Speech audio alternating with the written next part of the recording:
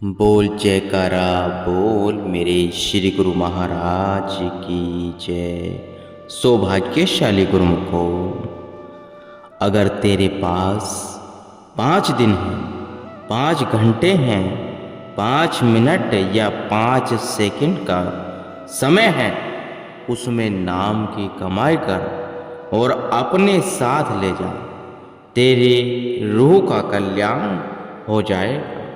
इसलिए सब तरफ से ख्याल हटाकर एक मालिक का नाम ही लगा ले।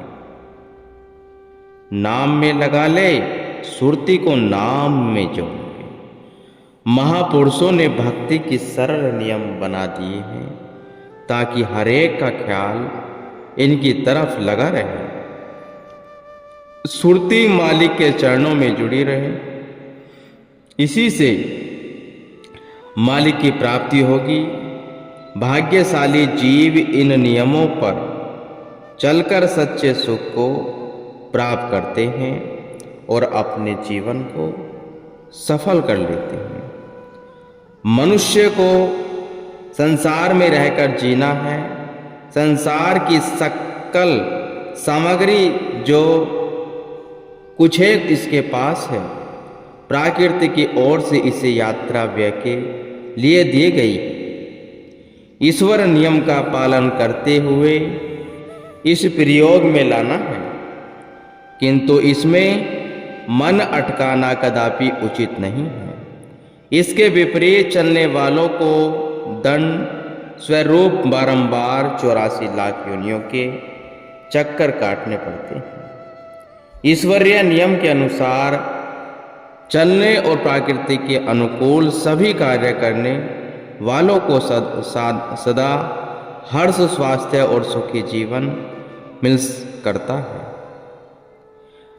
करता है। फिर वह कार्य चाहे कोई भी हो।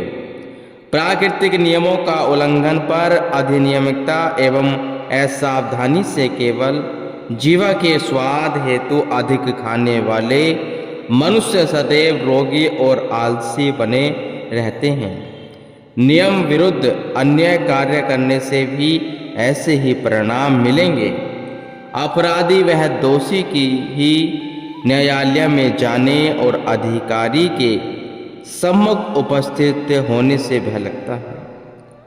जो व्यक्ति नियमों की अवज्ञा नहीं करता, प्राकृतिक के नियमों पर अतिक्रमण नहीं करता, वह प्राकृतिक के न्यायालय में जाने से कभी भयभीत नहीं होगा।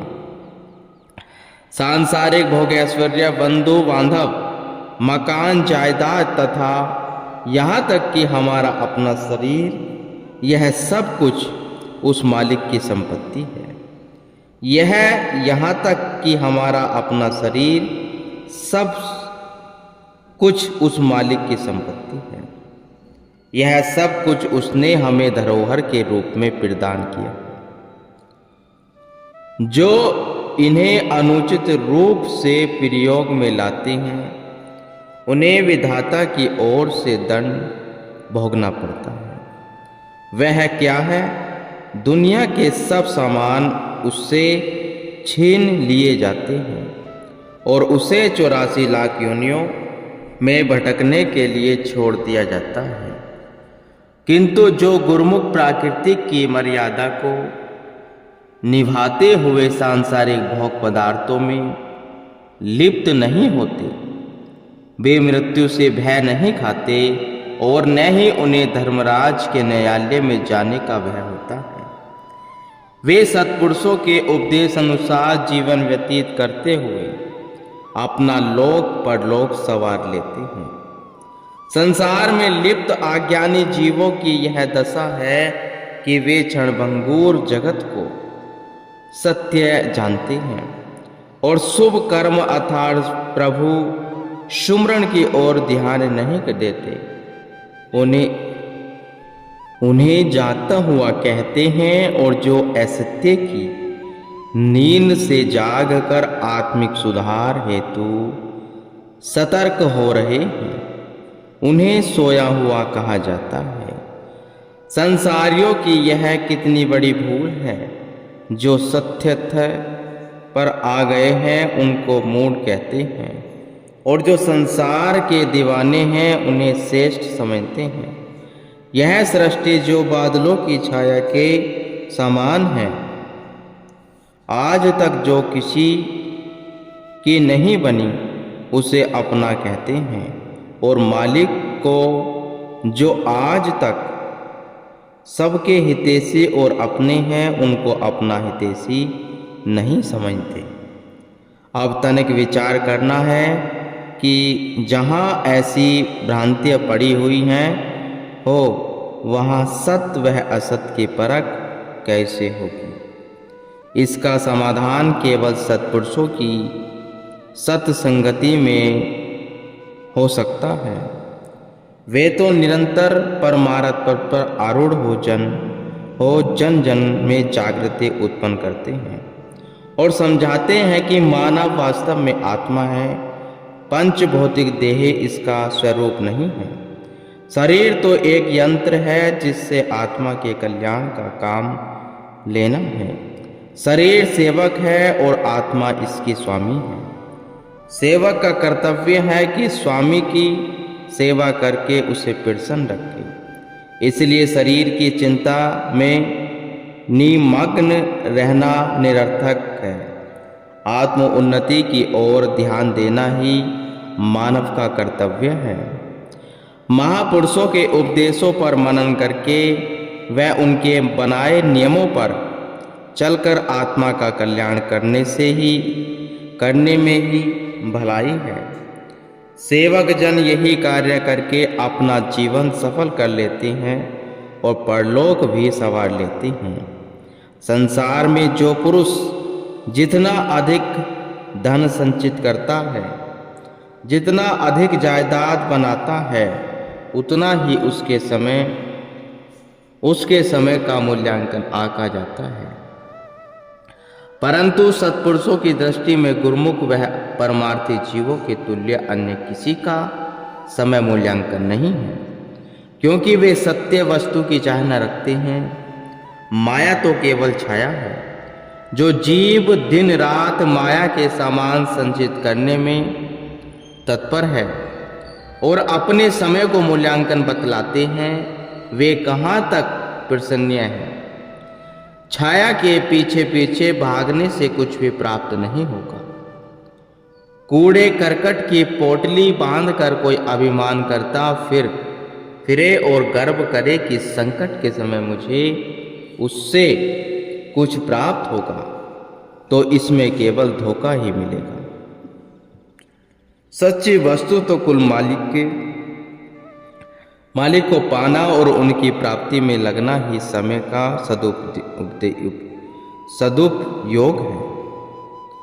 जिसने सच्ची वस्तु को पा लिया, छाया तो उसके पीछे पीछे रहेगी। इसलिए सच्ची वस्तु को हासिल करने का प्रयत्न करो। मनुष्य देही एक मकान है जिसमें मन की कोठली और शारीरिक पदार्थों की छत पड़ी हुई है। इसके द्वार पर अज्ञान का ताला लगा हुआ है। जो सतगुरु की कृपा से नाम रूपी कुंजी जीव के हाथ आ जाती है, तब जीव भक्ति के धन से मालामाल हो जाता है। नाम ही ऐसा अमोघ अस्त्र है जिससे काल भय खाता है। पारस से स्पर्श करने से जैसे लोहा सोना बन जाता है, इसी प्रकार संतों की संगति से जीव में सभी सद्गुण स्वतः ही प्रवेश होने लगते हैं, क्योंकि सद्गुरु सकल गुणों की खान होते हैं। जीवों को भयमुक्त करना, सन्मार्ग दर्शाना, काम क्रोध आदि वैरियों से रक्षा करना सत्पुरुषों का ही काम है। अंतर मनस में उठने वाले संकल्प ही जीव की वाणी में आते हैं। वह वैसे ही बातचीत करता है। वह जिन बातों में रस लेता है वैसे ही उसके कर्म हो जाते हैं। कर्मों के अनुरूप उसका रूप बन जाता है। विचार सात्विक है तो उसके कर्म भी श्रेष्ठ, पवित्र और निष्काम होंगे। यदि हृदय में कुल मालिक का ध्यान बसा है तो वे अंग संग दिखाई देंगे और उन्हें पुकारने से वे हर जगह साक्षात सहायक बनकर पहुंच जाएंगे। अतः महापुरुषों की पावन मौज में जीवन को ढालकर भक्ति प्राप्त करने से ही जीव का कल्याण है। जिस प्रकार दूर किसी स्थान में घास फूस को आग लगाई जाए तो उसका उठता हुआ धुआं ऐसे प्रतीत होता है जैसे पहाड़ों पर बादल चल रहे हों। गर्मियों से परेशान प्राणी यदि यह चाहे कि वह बादल आकर पानी बरसा दे और ठंडक पहुंचा दे तो यह उसका भ्रम है। वे तो धुएं के बादल हैं जो वायु के एक झोंके से छट जाएंगे और कुछ भी हासिल न होगा।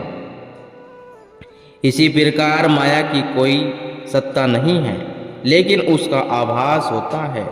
उसके बस में होकर यदि जीव धोखे में पड़ गया तो उसकी की हुई सारी कमाई नष्ट हो जाएगी। यदि कोई कहे कि मैं घंटा भजन में बैठकर थक जाता हूँ, इसका कारण यही है कि अभी उसकी सुरती पिंड देश में ऊपर नहीं गई है। एक बार सुरती सह स्थल कमल से आगे बढ़ी तो सही, फिर वहाँ थकावट का नाम नहीं होता। वहाँ तो हर पल सुख शांति और परम आनंद की वर्षा होती है। उसका अनुभव होने से जीव सदा आनंद मग्न रहता है। इंसान की बुद्धि और समझ विज्ञान में कहाँ से कहाँ तक पहुँच गई है। यह चंद्रलोक वह ग्रह तक पहुँच गया है और न जाने इसने कितने यंत्र बना लिए हैं। अपनी अकल से दूसरे के घात के लिए कितना कुछ बना डाला है, मगर यह नहीं सोचा कि मेरी आत्मा का कल्याण किससे होगा। ऐसा उसके पास कोई फार्मूला नहीं, यह सीधा नरकों की तरफ जा रहा है। नरकों के बचने के लिए इसके पास कौन सा उपाय है? इन दुखों से बचने के लिए केवल एक ही तरीका है, नाम जप, सांसों का ध्यान। जब तक सत्पुरुषों की संगति नहीं मिलती तब तक इंसान का यह कार्य सिद्ध नहीं होता। ऐसा केवल मनुष्य देही में ही संभव हो सकता है। गुरु